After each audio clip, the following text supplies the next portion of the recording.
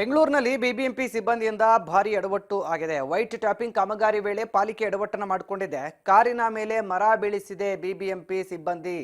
ಕಾಮಗಾರಿ ವೇಳೆ ಮರ ಬಿದ್ದು ಕಾರು ಜಖಂಗೊಂಡಿದೆ. ಬೈಕ್ಗೆ ಹಾನಿಯಾಗಿದೆ. Kengeri satellite town bus stop ಬಳಿ ಈ ಘಟನೆ ನಡೆದಿರುವಂಥದ್ದು. ಅಲ್ಲಿ ಕಾಮಗಾರಿಯನ್ನು ನಡೆಸಲಾಗ್ತಾ ಇತ್ತು. ಈ ವೇಳೆ ಕೆಂಗೇರಿ ಉಪನಗರದ 6ನೇ ಮುಖ್ಯ ರಸ್ತೆ ಬಳಿ ಘಟನೆ ನಡೆದಿರುವಂಥದ್ದು ಬೆಳಕಿಗೆ ಬಂದಿದೆ. ವೈಟ್ ಟ್ಯಾಪಿಂಗ್ ಕಾಮಗಾರಿ ವೇಳೆ ಮರ ಬೀಳಿಸಿರುವಂಥ ಸಿಬ್ಬಂದಿ ಅಪ್ಪಾಜಿ ಬಿಲ್ಡರ್ಸ್ ಅನ್ನೋ ಗುತ್ತಿಗೆದಾರರಿಂದ ಈ ಎಡವಟ್ಟಾಗಿದೆ ಅನ್ನುವಂಥ ಮಾಹಿತಿ ಸಿಗ್ತಾ ಇದೆ.